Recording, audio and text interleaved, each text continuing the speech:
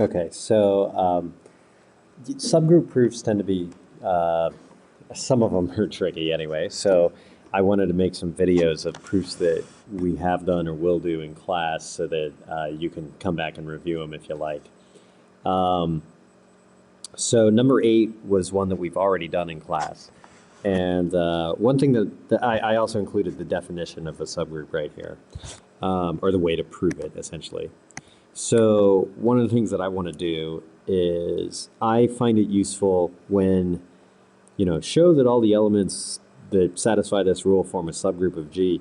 I like to say, okay, well, that's the same thing as I'm going to call my subgroup H, or the thing I'm trying to prove is a subgroup H, and then say, okay, it's all the elements X in G such that X squared equals E. So for me, that's kind of that helps me keep track of what I'm looking at. And so the goal is to prove that H is a subset. So part 1 is I need to prove that H is closed under the binary operation of G, which in this case is just star or multiplication, however you want to think about it. So to prove that H is closed, so let me write this, is H closed?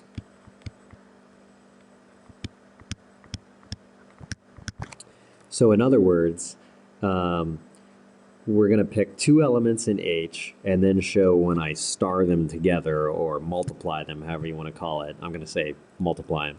Then is that product also in H? So we're going to say let A and B be in H. We want to show that A times B, I'm going to leave out the star there, is in H.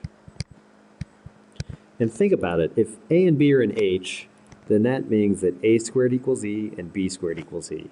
Now if I'm trying to show AB is in H, right, this means that I really want to show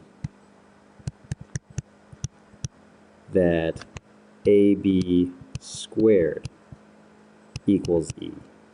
Right? If that's true, then I know AB is in H. Okay, so I'm going to let A and B be in H. So this tells me that A squared has to be the identity element and B squared has to be the identity element. Okay, well, I know that in my final answer here, I'm trying to get a couple of A's and a couple of B's. So let me multiply these two together. A squared times B squared has to be E times E. Well, I also know that I'm going to write this out. A, B, B equals, and then EE is the same thing as just E, right? Because it's the identity element. Well, you know, this right here, AB squared is the same thing as AB.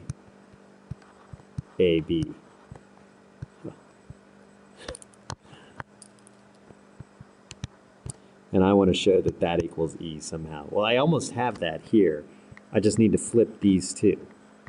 The reason I'm allowed to flip those two is because G is an abelian group in the first place. So A and now BA, B, equals E. And I'm going to write here since G is abelian. And so now I've got AB squared equals E. I know AB has to be in G because A was in G and B was in G because they were in H. And so AB squared equals E, well, that means then that AB has to be in H too. So now I've proven that H is closed because I started with two elements in H and then I ended up with their product was also in H. Okay. So the next thing I need to do, that part's done. Next thing I need to do is prove that the identity element is also in H. Okay. Is E in H? Well, the only way to be in H is if you're an element in G, which the identity is, and that when you square it, you equal the identity. Okay, so is E squared equal to E? Yeah, so I'm done. Therefore, E is in H. Right? Then the third thing I need to do is say, if I have an element in H, do I have its inverse also in H? So for this one, I'm checking this. If A is in H, is A inverse in H2? Okay, so let's start out by saying, well, let's let A be in H. Okay, well, the only thing I know about being in H is that means A squared has to equal E, right? So let me write that out. AA equals E. So then I could say, okay, well then A inverse AA is going to equal A inverse E. This turns into E. This turns into A inverse. And then I could go one more step. A equals A inverse. And then at this point, you could actually stop. If A equals A inverse and A is in H, then A inverse has to be in H because they're the same thing. So you could say, okay, A inverse is in H, and then you'd be done with this part of the proof. Or you could actually do it another way, and you could say, well, let me multiply both sides by A inverse again. Right? And if I do that, then this side turns into E, and this side turns into A inverse squared. And since it's an element squared equals E, well, by the definition of what H is, it's an element squared equals E. I know that A inverse has to be in G because A was in G and G is a group. So this would also prove that A inverse is in H. So you could go either way here. You could go straight to here. You could go the other way.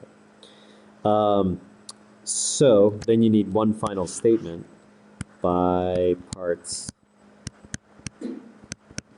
1, 2, and 3. Oh, this pen is killing me. H must be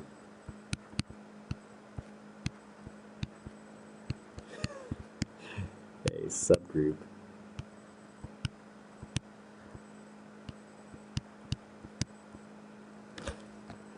of G. Okay.